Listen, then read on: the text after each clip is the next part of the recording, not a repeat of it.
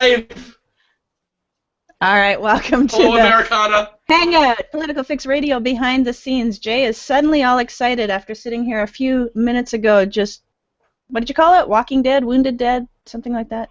Walking Wounded. Walking Wounded. Yeah, we're a little under the weather. A little, yeah. You know. I'm not. I can tell you, I'm not so sick. When I'm so sick, I can't drink coffee. So. Oh, okay. See, So I didn't think that Wounded Dead made sense. So. But you said it anyway. I'm glad you clarified that. Walking Wounded. Okay. Okay. Hello. Hello. Hello. Rick, you need a lower third. Lower third. Lower third. Lower third.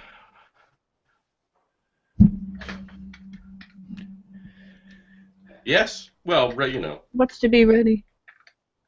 Well. No. Nope. My boyfriend's taking us all out. So. She's Canadian. Yeah. That is nice. Where are you guys going? Probably Crown and Anchor. Oh, really? That's actually fun. That's a British pub on Thanksgiving. Yeah. That's actually that's one way to. They have Thanksgiving dinner, so. Oh no, I have no doubt. It's either there. It's either going to be there or Sunset Station. Okay. That's and they'll all do a. That's actually like a. Nevada was actually voted. It was like one of the best places to have Thanksgiving, actually. Really? Or most likely to have a wonderful Thanksgiving. Yes, because no matter what's going on, there's so many options. Even though it's it has the reputation for being sort of a transient, well, Las Vegas anyway, a transient town. But there's so many things. Like if you don't have any plans or your plans fall through, I could wake up tomorrow and just say, screw it, I'm going to go to Green Valley Ranch or South Point or Sunset Station or whatever, and be fine. Yeah. Not ideal. It's not home for the holidays, but it's better than but oh yeah. Oh yeah. Oh yeah. Yeah. But it would be whipping out a Hungry Man Can. So. Well, the Hungry, the TV dinner. The TV dinner, okay. Well, apparently TV dinners were invented because of Thanksgiving. They had too many. They ordered too many turkeys one year, and they didn't all sell. And they said, let's put them all together into this ready-made thing, and TV dinners were born. Are you sure about that? That's interesting. Okay. Yeah, that's what I heard a couple weeks ago. So I forget what company it was, but Swanson, I think. Yeah, that's Hungry Man. That's who Swanson is still in business today. They're actually one of the only companies that still make like a full TV dinner meal, which is interesting. Yeah. So. Cool. Yeah.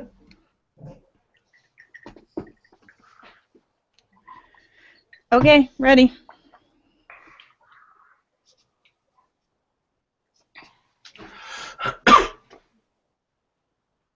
Thanks. Thank you.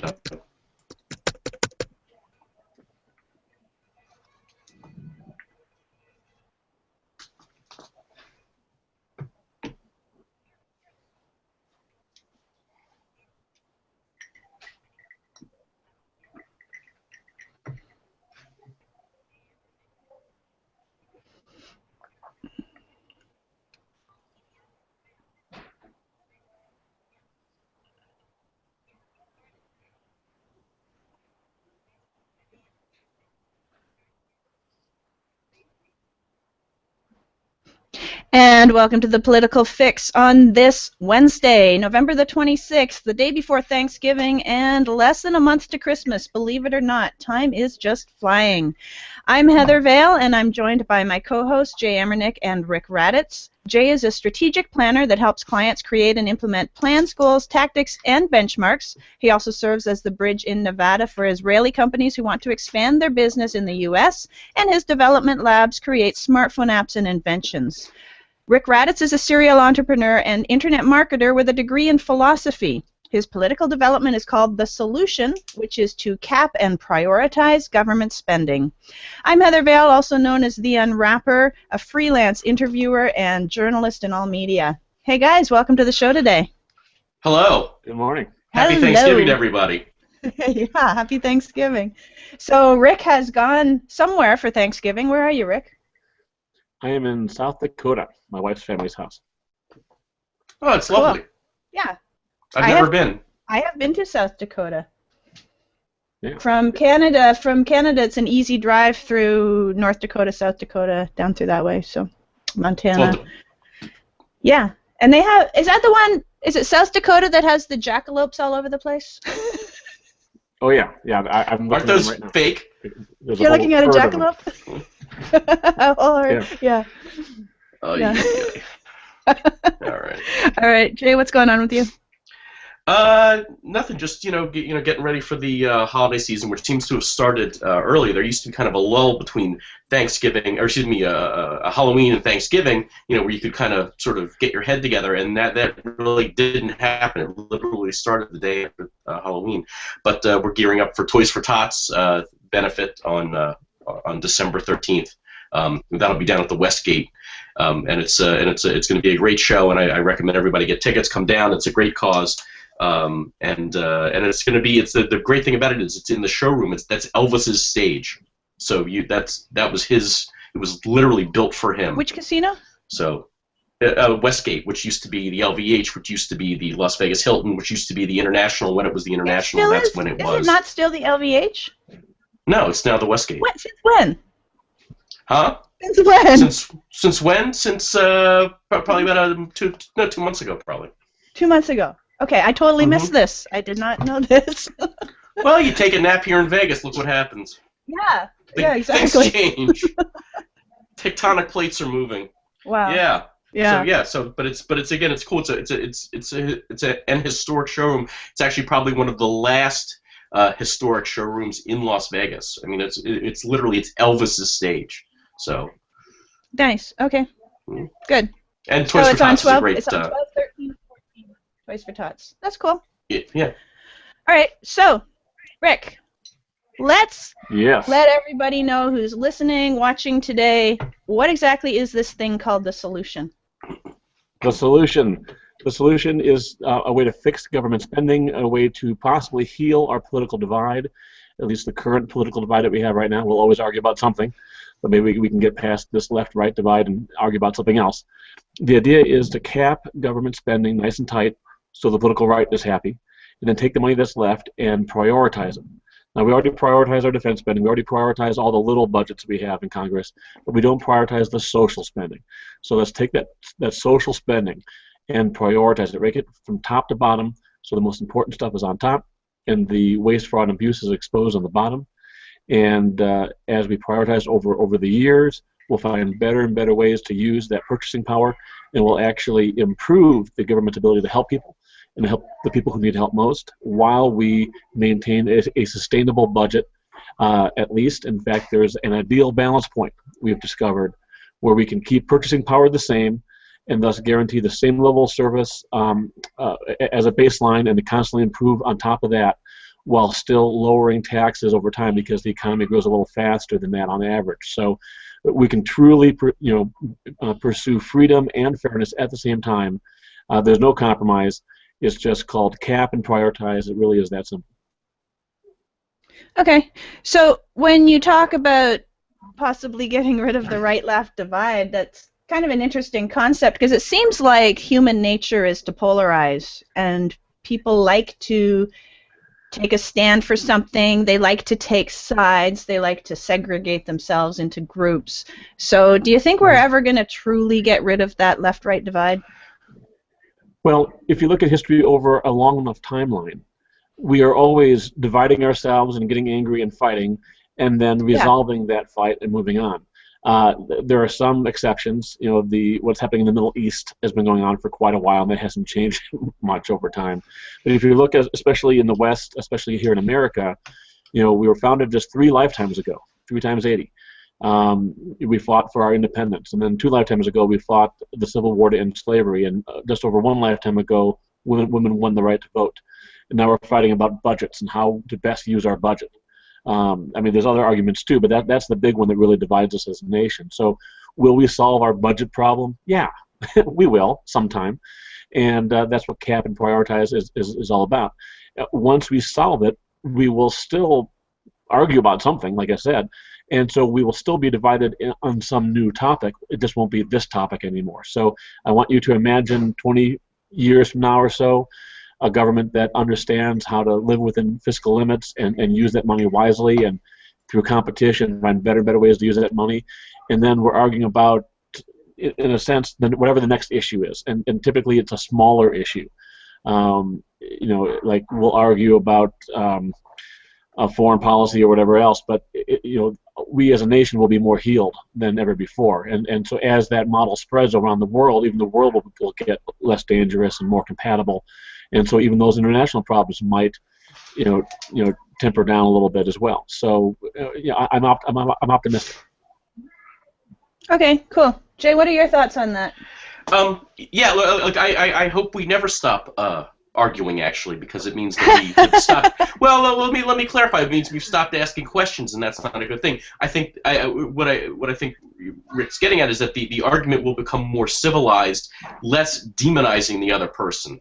Right now it's again, I've talked about this for the past couple of weeks, actually, during my segment, but it's someone will take a quote, take it out of context, or take the most lunatic statement of someone from the right or someone from the left, and say this is what the Democratic Party is, this is what the Republican Party is. And it's like, no, you got one guy who said something really stupid about women's rights and abortion, and he looked like a complete lunatic saying it, but you're putting it out there like it's that doesn't characterize one political ideology over another.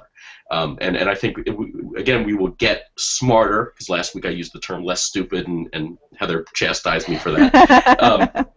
I was trying to be a little poetic.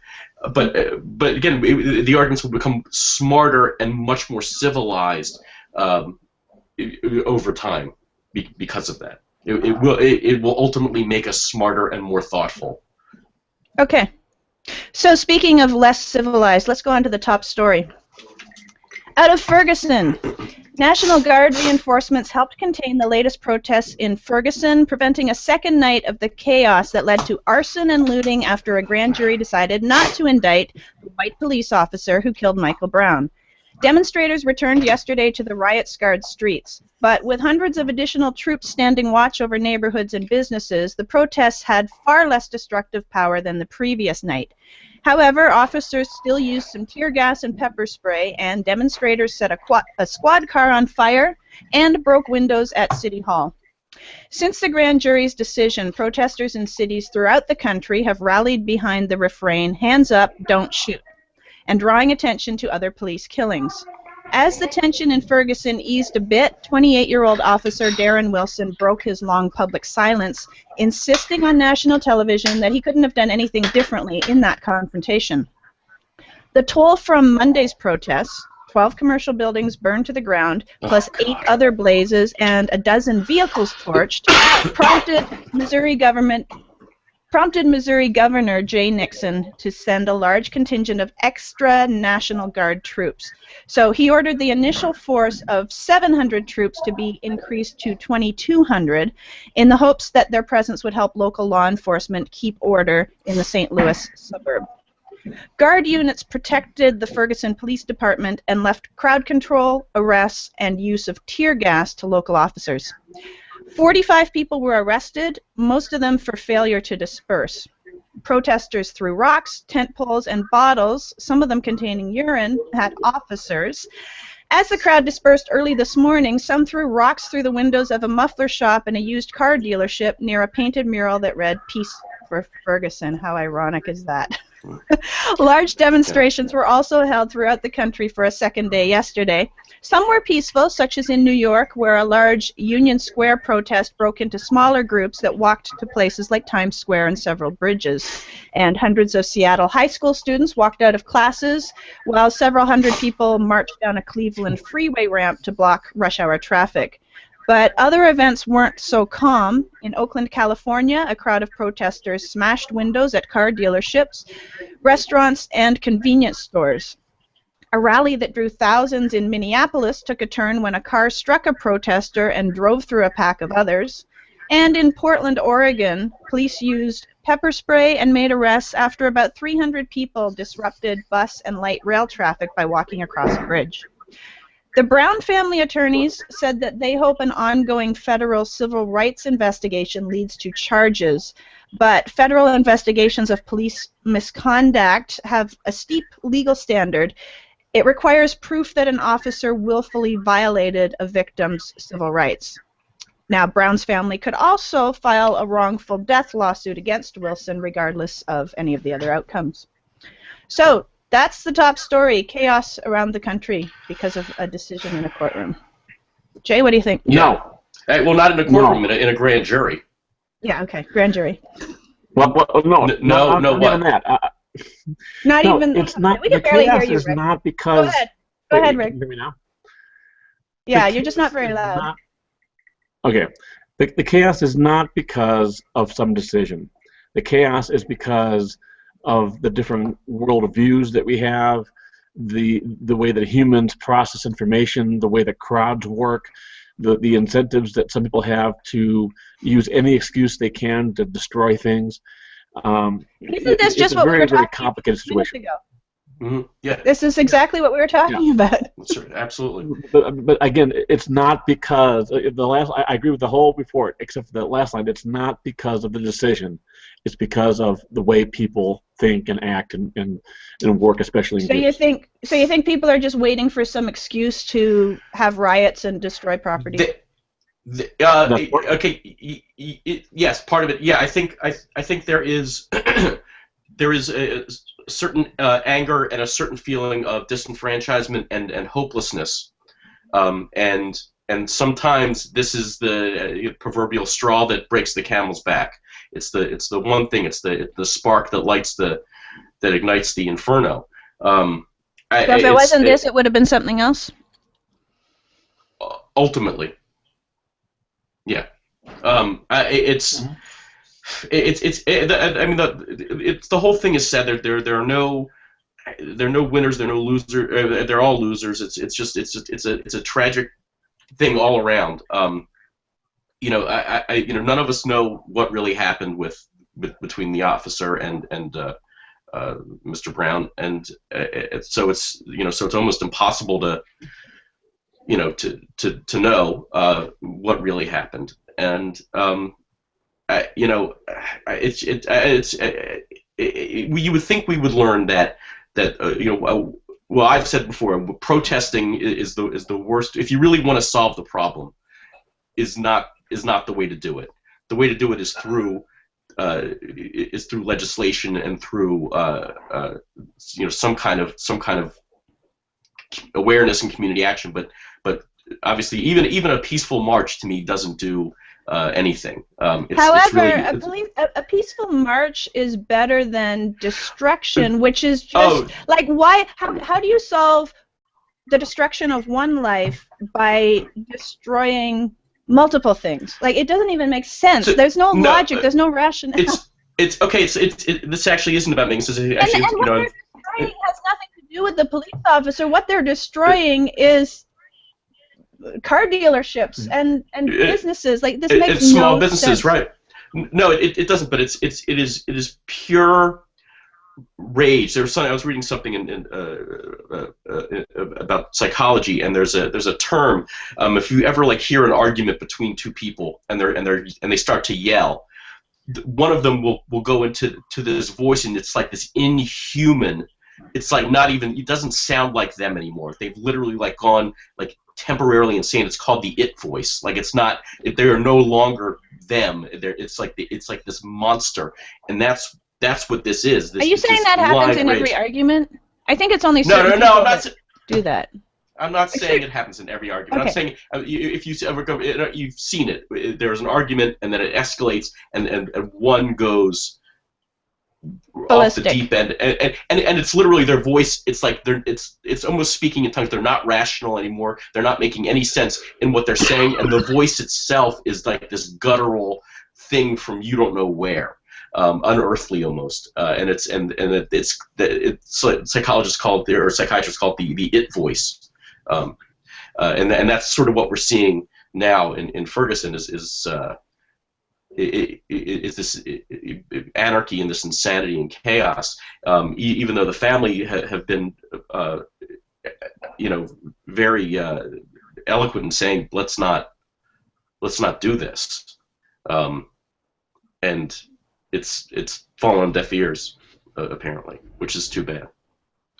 Yeah. Okay. If I was having an argument with someone and its voice came out, that would scare the crap out of me. I mean, exactly. I've been there with one person who was like that, but he was also violent. So I mean. Well, but that's usually the next step. It's like losing control. It's almost like something takes over, being possessed in a weird way. But yeah, it doesn't do anything. As a matter of fact, to those of us who are sort of observing it from the outside, it doesn't help anybody's cause. It doesn't make me want to sympathize with somebody who smashes a car dealership window or torches a squad car on fire. Yeah. All right. So it's counterintuitive. It is. It makes no sense. But it's irrational and it's emotional. Okay. Yeah. All right. We're going to take a quick break, and we're going to come back and finish this discussion. So we'll be back with you in a minute on the political fix. So, are we speaking freely? Yeah. I believe so. Okay, speaking freely. Rick, every time you cough, I know you're muting your phone, but it's still on the Hangout, just so you know. I know, but there's nothing else I can do. Okay, just so you know. Okay. Yeah. Right. This is chaos. There's no coughing here. Where else are you going to get smart at 9:15? So the interesting thing, this isn't a discussion that we want to open on the show, but the interesting thing is with domestic violence in particular, it's not about them losing control. It's actually an issue of control. They're doing it to be controlling. So, which is not what we're talking about here. So. Right. But yeah, it's a weird dichotomy. But in one's like in one's attempt to be controlling, we'll lose control. Maybe, yeah.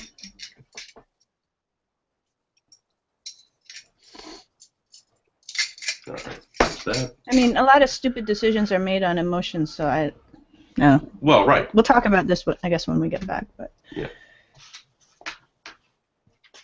Right, which is why you have to be very careful about legislating based on emotion, because emotions change.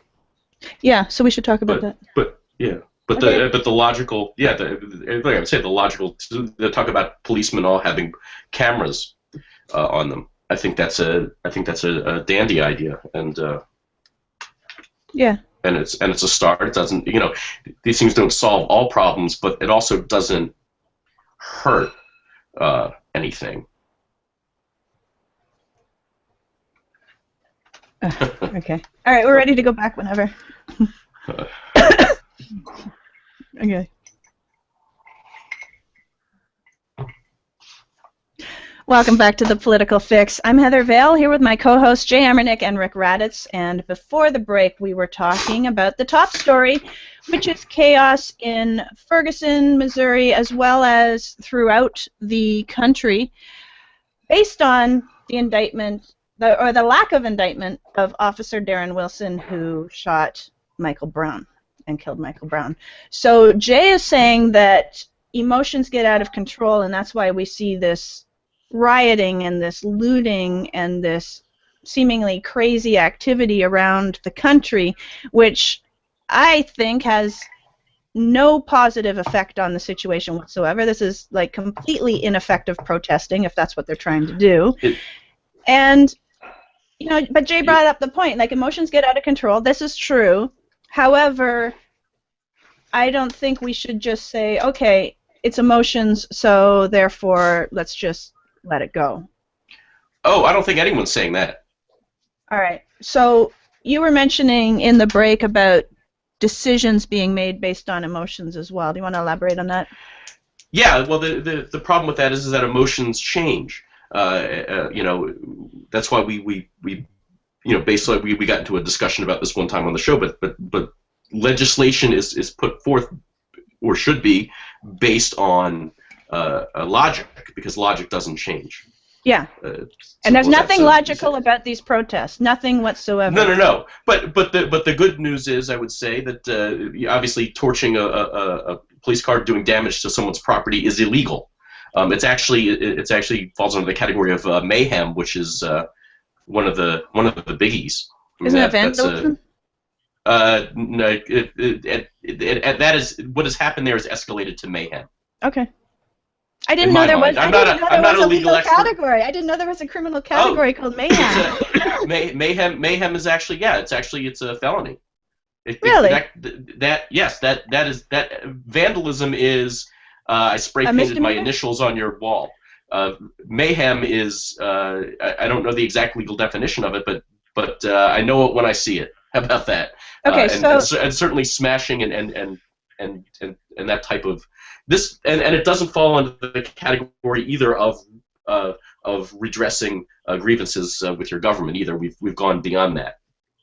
Yeah, and you know what? Even just calling it mayhem, that kind of takes the emotional argument off the table because it implies that there's emotions involved. But hey, guys, emotions or not, it's still a felony. No, right. But the crime, the motive for the crime isn't necessarily of concern to somebody who's going to indict or arrest or do whatever or adjudicate this entire situation.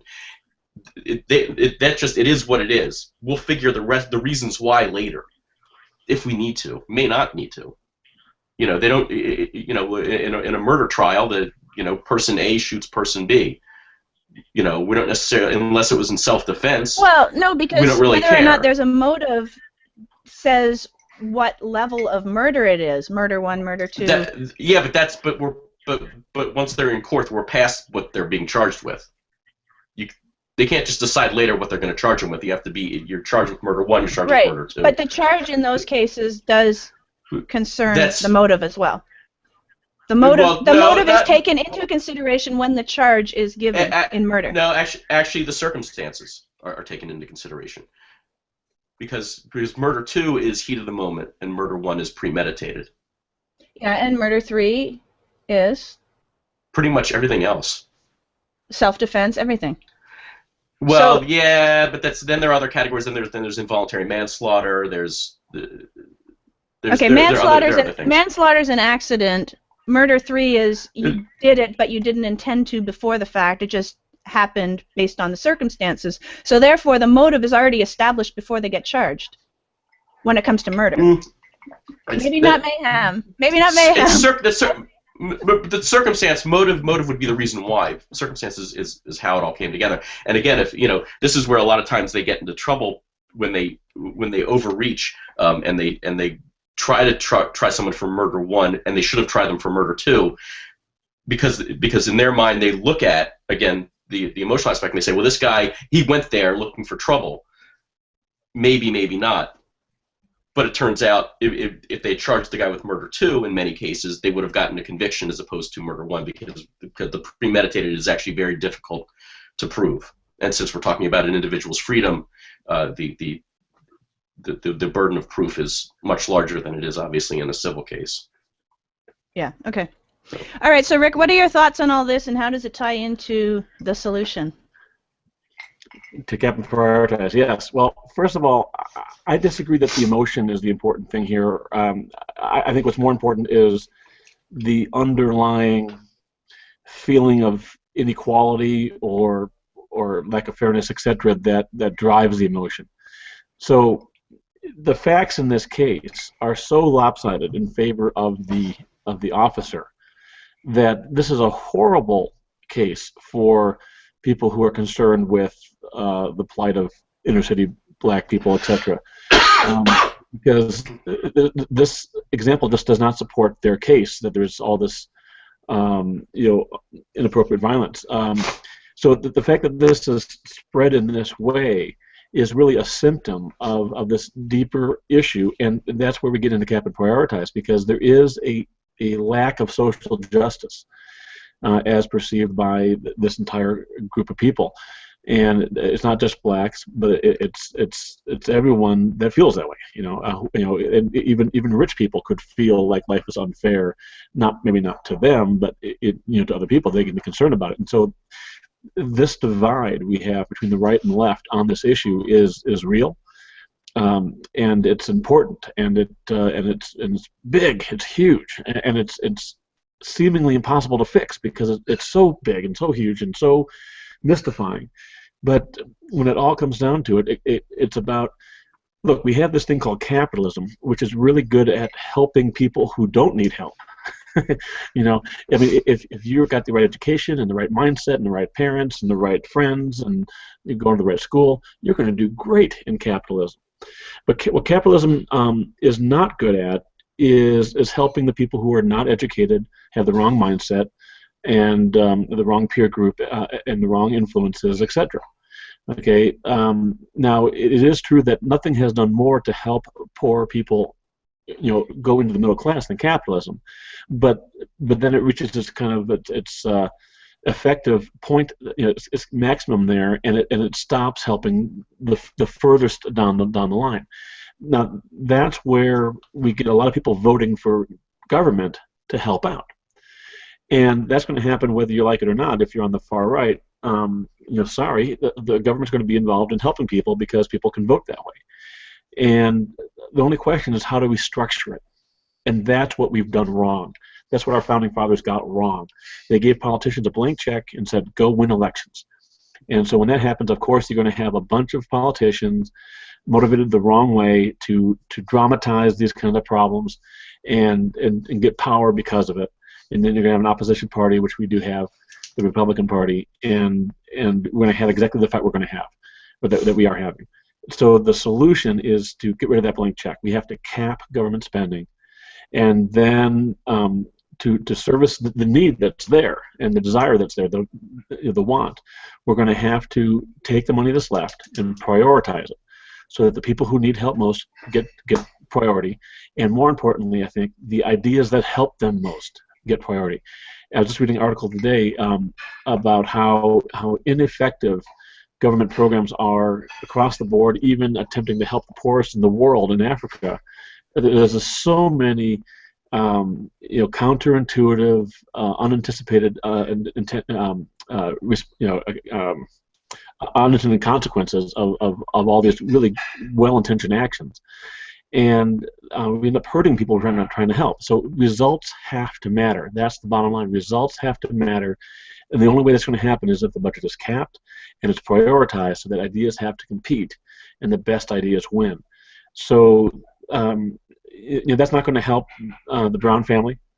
It's not going to help Ferguson directly anytime soon, because this is like a 20-year battle. But we have to have capitalism do its thing, and then in parallel have competitive government spending, focusing on people who need help most and ideas that help them the most. And that's how we eventually get past this. Now, I do just want to say one last thing about the Brown family, because it's not true that they're calling for peace. Okay, what's true is that their attorney is properly guiding them, and so their official message is one of peace. But if you see the video of Michael Brown's stepfather chanting, burn this bitch, okay, I think he's referring to the church that they were near. I'm not sure. Repeatedly after the verdict came down, that is not a call for peace. That's not even close. Okay, so there's a lot of mixed messages out here, and we have to filter through it if we're going to be smart. But we shouldn't count on people to be smart. Yeah. Okay. Very good points. Thanks, Rick. All right, so let's take another really quick break here, and we'll be back in a few minutes with Inside Perspective with Jay Amernick. We'll be right back with you on the Political Fix.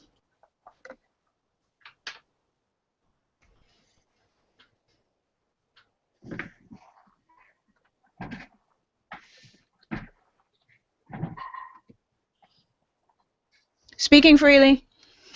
Freely speaking. Doug? Doug? Doug. Heather's saying that my sound's coming in at a low volume. Is that? Yeah, it's lower than us. Okay. All right. He sounds really low compared to us. Maybe it's because it's a phone and it's flatter, but... Yeah. It could be South Dakota. yeah, it's very flat there. Okay. South Dakota is like one of like 10 states I haven't been to. You're thinking of Kansas. I've been to Kansas. Kansas is flatter than South Dakota. South Dakota's pretty flat, isn't it? No. Well, it's got mountains too, but... Yeah. Yeah. Well, yeah. No, Kansas is way flat. South Dakota has Mount Rushmore, doesn't it? It does. Yeah. Did you go there? You've probably been there a million times, right? Yeah, I drive past it to get up to the house here, so. Oh, that's cool. Yeah. Kansas is flat. I've driven through it. It's lovely, yeah, but it's... North Dakota's pretty flat, too.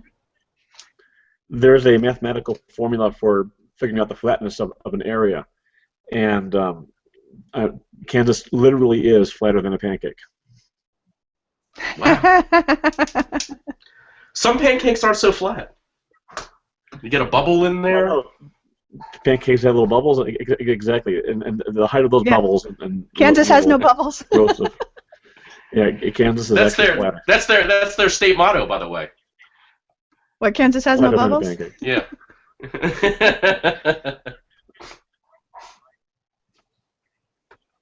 Okay. All right. Yep, we're ready.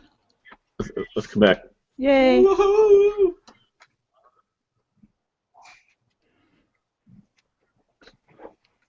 Welcome back to the Political Fix. I'm Heather Vale here with my co-hosts Jay Amernick and Rick Raddatz. And before the break, we were talking about the top story still, Ferguson, Missouri, and the riots and demonstrations happening throughout the country. And Rick brought it back home with how cap and prioritizing will solve issues like that in the future. Now we're going to move on to the segment that we call Inside Perspective with Jay Amernick. Now, Jay is considered our government insider, our political insider on the show because of his past involvement working in those capacities. So, Jay, take it away with your inside perspective. It's all his fault. Everything's his fault.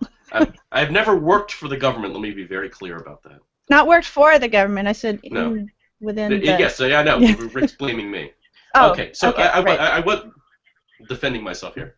I was going to talk about something else. I was going to talk about immigration, but I've changed my mind in the last minute, and I want to talk about this a little bit and how it pertains to the overall picture of what we're talking about. And it's when we delve into an issue, we muddy the waters so much that we don't that literally there's no clarity. We're in our zeal to paint it as right versus wrong, as opposed to something much more complex than that, and then ultimately coming out with what is actually the correct thing to do. I'll bring it back to Ferguson. There was a confrontation between this officer, I can't remember, Darren, I can't remember his last name, with Darren Wilson and Michael Brown. One side saying Michael Brown, I believe at one point they called him the gentle giant. Okay. Not so. There's a video of him shoving around a much smaller shop owner. Whether it was because there are reasons why, whatever. But still, that when you have painted him as like I said, the gentle giant, that muddies the waters a little bit. And we get further and further from the facts. We get further and further from what actually happened. And then there's distortions on the on the other side as well with the officer. So, and because we're so scared of any flaw, any slight flaw that you can put onto Michael Brown or Darren Wilson, then they're wrong. This is one of those things that kind of started with. I guess it became more evident. I remember during the presidency of George W. Bush, where everything that he did that was a mistake was followed by, and that's why he should be impeached, and that's why he shouldn't be president. And that's continued on, unfortunately, through the Obama administration. And I think it will continue, unfortunately, until again we get smarter and more thoughtful about how we talk about these things and say, okay, so he's not perfect. Nobody's perfect. But what really happened here? and that is my piece. And again, Captain Prioritize again will force us in a very loving and gentle way to be much more thoughtful and to be smarter and for people to be much more engaged. Do you think there's some element of political correctness here in using these people as figureheads for a bigger issue? Because if the exact same circumstances, everything exactly the same, except Michael Brown's white and Darren Wilson's black, we wouldn't be hearing anything about this, correct? To the level we wouldn't be here. To the level, yes, we would still hear a police officer shot and killed someone who was unarmed and who was unarmed that he did not know was unarmed at the time that he thought was armed. Right. Yeah. Which happens all the time. Which happens every day in every city. I mean, there's like, that's right. There is, yeah, but there's, again. Because police officers have to make a momentary decision based on what they perceive as the facts in that split second, and it's really hard to make a split-second decision. I mean, I couldn't do it. I couldn't do that job. That's right. It's agonizing on both. I'm sure. Well, I'm not sure because I don't know the officer, but my sense is that nobody is happy. No normal person is happy about having to kill another human being. Exactly. But when you're in that decision where if he really thought his life was in danger, that is an agonizing decision. I hope I never have to make that decision. I go to bed every night. And it's not just a matter of, okay, you and I on the street, one of us thinks we're in danger. It's not even that. The police officers have a requirement, an obligation to serve and protect the community. So they have to err on the side of thinking he might be armed.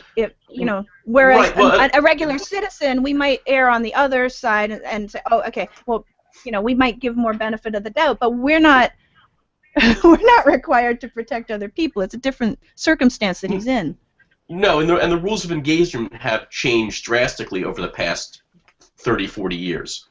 I remember growing up in Montgomery County, Maryland, and there was a picture on the wall in the police station because I was a Cub Scout. We went on tour there, and there was one officer who had been killed in the line of duty since 1950, and this was in the 70s. Right. Now that number has exponentially grown. The rules of engagement have changed because they've had to because police officers are much more at risk. I'm not condoning what Officer Wilson did or didn't do, but the rules of engagement have drastically changed because the threat has drastically changed.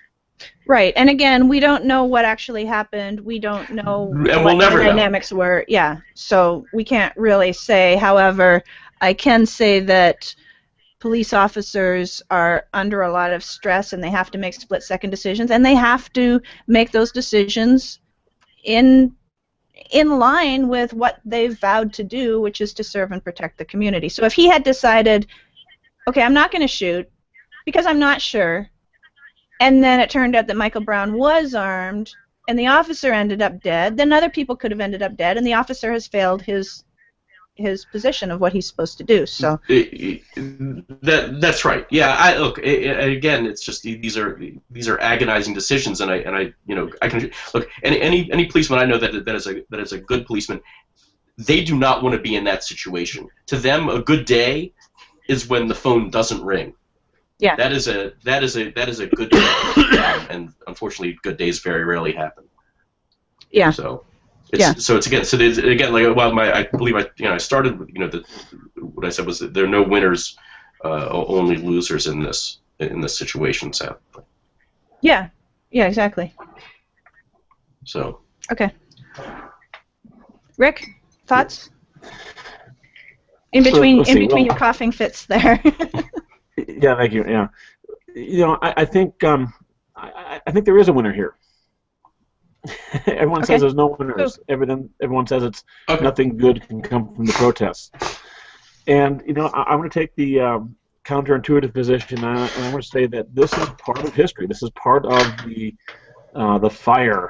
The Billy Joel song, "We Didn't Start the Fire," right? This is part of the fire that that propels us to make changes.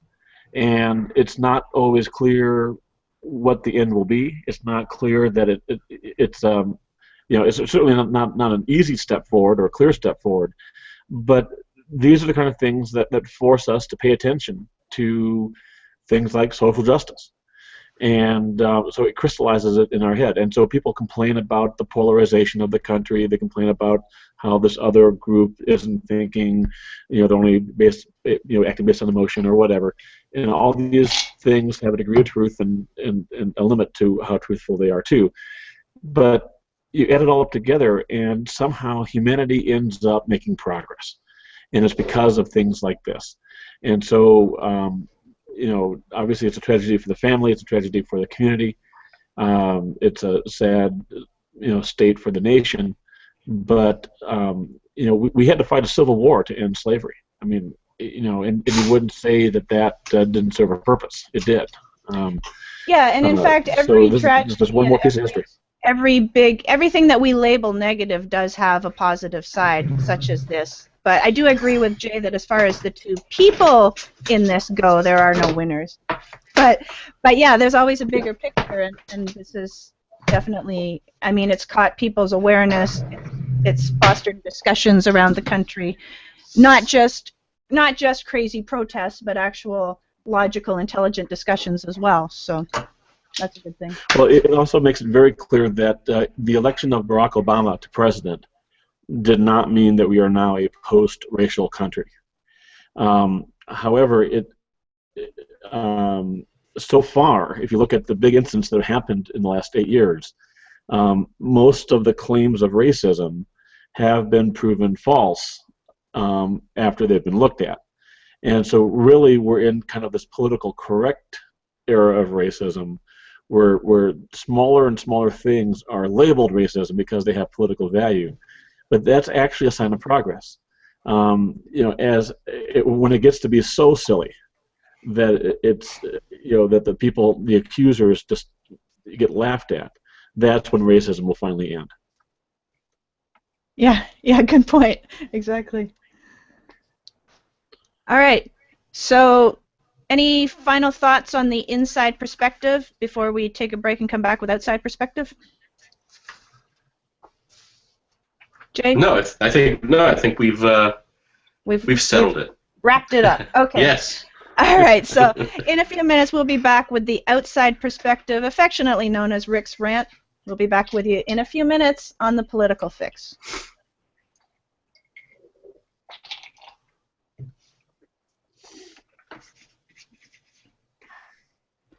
The Hangout seems to be hanging.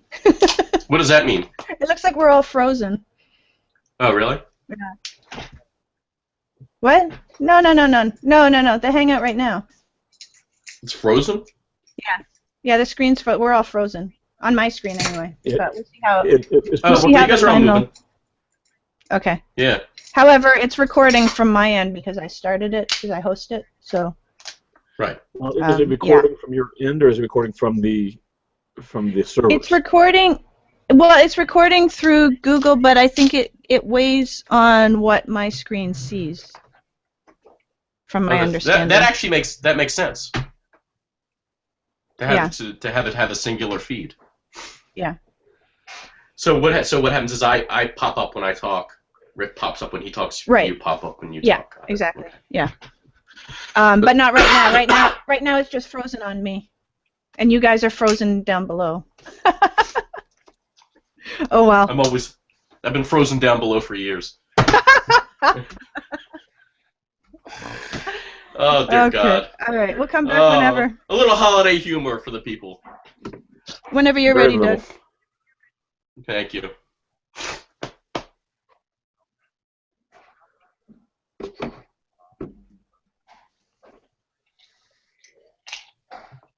Welcome back to the Political Fix. I'm Heather Vale, here with my co-hosts Jay Amernick and Rick Raddatz. And before the break, we were talking about the inside perspective with Jay Amernick, which continued our theme today so far, which has been talking about the events in Ferguson, Missouri, and the resulting, or according to Rick, not resulting, just coincidental riots around the country.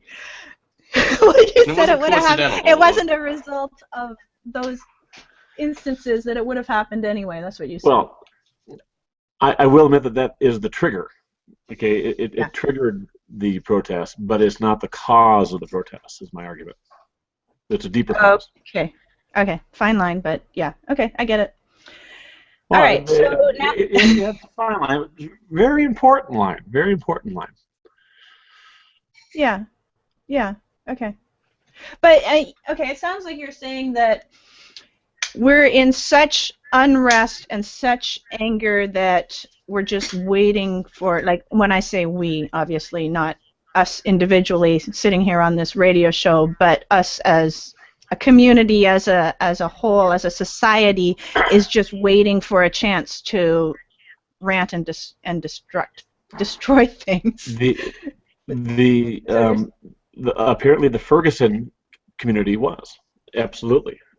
Because something bad happened, and they instantly took it as the worst possible way it could be perceived, and stuck with it, and rioted, and so on. And now it is months But that later, spread like wildfire. It spread like a virus around the country. So yeah. So it would be that people around the country were waiting for that. We in the upper middle class white community may not feel that same kind of angst. But in that community, it was clearly there, and it was waiting for the next moment. Right. Okay. Yeah. But all right. So now let's have the. What? Oh, I'm sorry. We got a little delay here. I have a question for the group. Okay. How much worse would the riots have been if it really was an inappropriate shooting? I would hope that they would probably be worse, wouldn't they?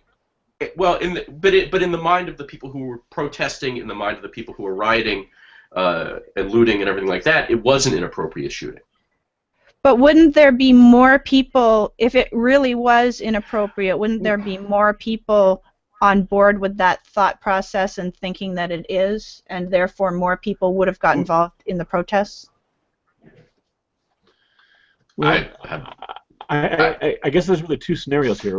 One scenario is where it actually was inappropriate, and the grand jury finds the police officer innocent anyway, in spite of what is perceived as a case that should go to court at least. And then there's the case where the grand jury finds that, okay, this police officer may have acted inappropriately. We can't decide, so court has to. And I think in either of those scenarios, I guess it would be worse. But then the question becomes: would a grand jury, find the officer innocent if it wasn't very, very clear that he was? And I find it very hard to believe that, given how easy it is for a grand jury to indict people, that the grand jury would make that error. So really we're looking at the scenario we have now versus, if it had gone to court. And if it had gone to court, I don't know, it's interesting that, because the case was so clear, the evidence here was so clearly in favor of the officer that all the protests are just clearly, therefore, unjustified, and they're just nuts. And that speaks to the mob mentality and the inability to make a good decision as a group here. So I don't know. It's just interesting. It is interesting, yeah, definitely. So, yeah, well, the Bar Association actually came out with a statement saying that they were actually surprised that they decided not to indict, and actually concerned with how the evidence was handled. I believe that was the gist of their statement. So I don't, I don't know that the evidence. I don't know. I mean, I'm not the judicial branch is sort of the one I have the least familiarity with. So I don't know how these things really work. But I don't know that the evidence is so clear one way or the other. Well, if it is, there's a but if there is, there's also a sense, again, of disenfranchisement on the part of the citizens of Ferguson, that they feel like, well, it's rigged. This is this is tainted evidence, or it's BS. I don't know. Mm-hmm. Yeah. Not sure. Exactly. All right, so let's have the outside perspective, aka Rick's rant. Go ahead, Rick. Go ahead and rant for us. Okay, the rant today is against people who think we can keep doing what we've done before to fix the problem. So now this is on both the left and the right. Okay, the left thinks they can keep on protesting, they can keep on demanding more spending or higher taxes on the rich, etc., and somehow they'll solve their problems that they haven't been able to solve, even though we're spending $2.3 trillion a year in wealth transfer. The left still isn't happy with the results because we don't have the good results that they want. And on the political right, people who think that we can just keep on arguing for limited government and how good capitalism is and how good, how prosperous we'll be if capitalism is set free from the burden of government. Okay, these arguments are arguments that appeal to the political right base, but they don't do a bit of good helping the left move over to the right. And vice versa, the left arguments don't do a bit of good reaching out to the right to help the right want to help people through government action. The solution is cap and prioritize. We have to do something new here. And this new thing is that to those of you on the political right, you have to just take a step back and say, you know what? We want the right to vote because we don't want a dictator. But if we're going to have the right to vote, people are going to vote to be helped. And they're going to vote to help people they care about. And so we're going to be in the helping people business in government, whether we like it or not. The only question is what are the limits and how is it prioritized? And if you're on the left and you want to help people better through government, you got to take a step back and say, wow, you know what? We can't help people more by spending more. Not anymore. Maybe when we were spending zero in 1794, maybe then we could spend more to help people. But at this point, we cannot spend more and expect to help people. And so we have to spend better. And spending better is all about prioritizing. So whether you're on the left or the right, it all comes down to, what can we afford, and then how are we going to prioritize? That's the question. Cap and prioritize. Okay. Jay, what are your thoughts? Yeah, no, it's exactly, and it's what we've talked about so often on the show, but it's literally in the political lexicon, in the legislative lexicon, the word that is least used, least applied, is efficacy, is effectiveness. It is all sort of fluff, unfortunately. We talked about Senator A puts forth the "I Love Puppies" bill. Senator B votes against it because, in fact, it doesn't help puppies at all. It doesn't do anything of the sort. And he says, no, this is a piece of junk legislation. I'm not going to vote for it. He votes against it. And what happens? Senator A comes out and goes, oh, my opponent has voted, hates puppies because he voted against the I Love Puppy bill, right? And I use that as a very simple and colorful thing, but and then it's all over Facebook, and there's a meme of this senator strangling a puppy or something like that. But it's pure nonsense. And until we actually look at what the bill does, or proposed bill does, we're never going to get past this. And this is again why cap and prioritize is so important, because it forces us in a very gentle and loving way to look at these things and say, okay, what really works. Aw, gentle and loving. Well, because I hate to say, because government force is a very scary concept. So it is. Okay, it's lowercase forces us to just by the nature of the concept and the construct of it. We will have to look at at the efficacy of a particular piece of legislation. Does it do what it says it's going to do?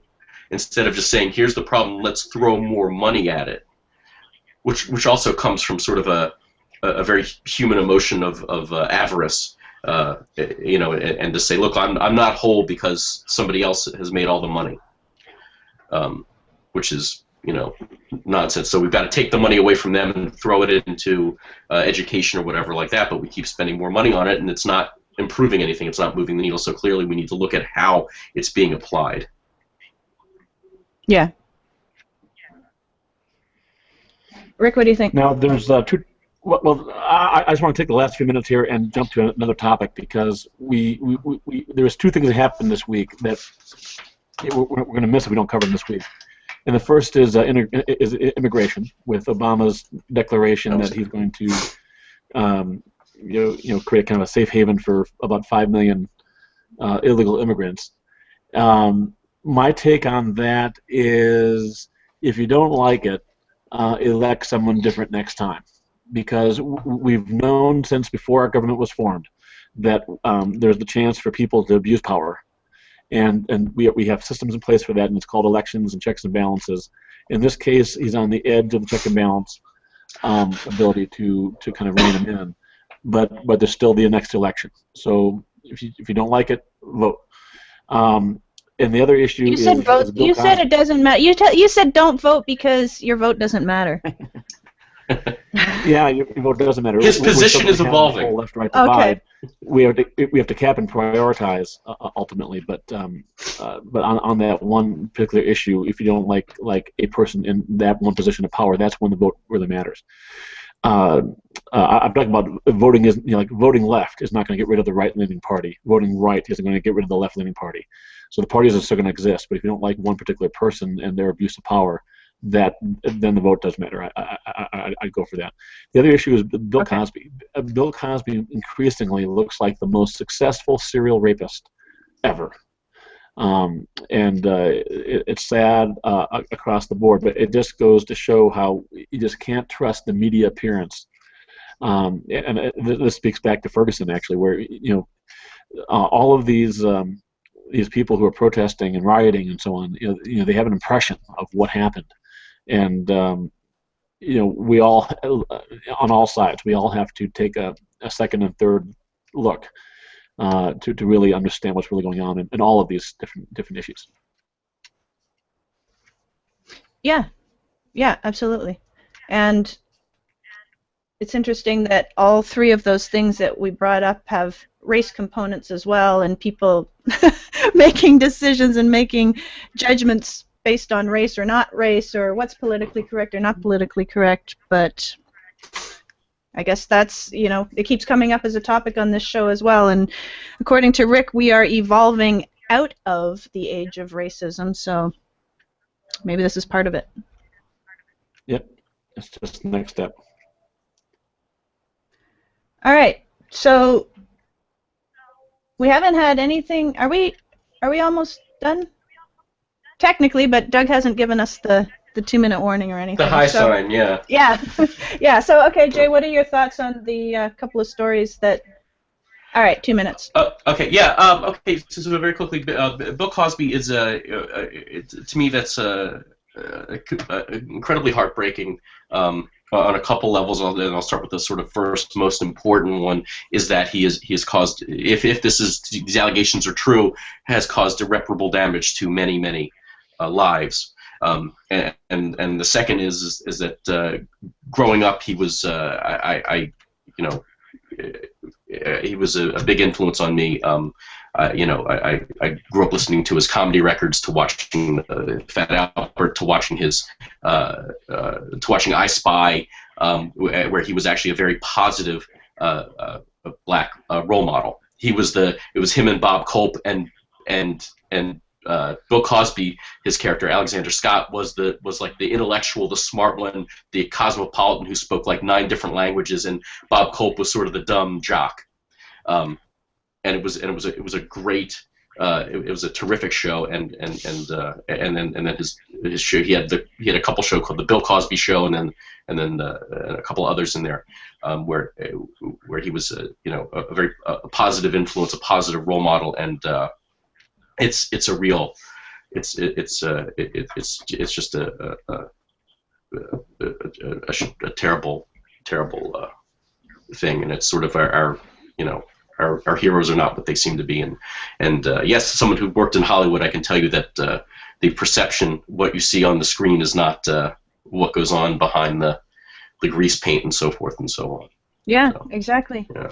All right, well, we're out of time for today. It's been a very interesting show, a lot of good discussions going on. Join us back next week, right here on the station or at politicalfixradio.com. I'm Heather Vale, and on behalf of my co-hosts, Jay Amernick and Rick Raddatz, have a fantastic week. Happy Thanksgiving, and we'll catch you back here next week. Same bat time, same bat channel.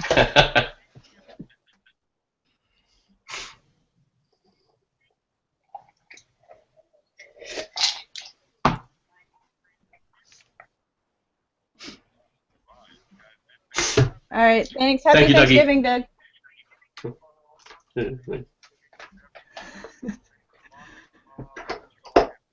Cool. Very good. All right. Bye. All right, we're still on the Hangout. If it came back, so if anyone wants to say anything on the Hangout before we hang up the Hangout. Oh, hang on, turn you up. There we go. And we're on the Hangout. Happy Thanksgiving to all the Hangout viewers. Yes, happy Thanksgiving. Hello. Email us, say something nice. Hello. Say something not so nice. I can't hear you. If you can hear me, I cannot hear you. We hear you. We hear you. The Hangout hears you. America hears you.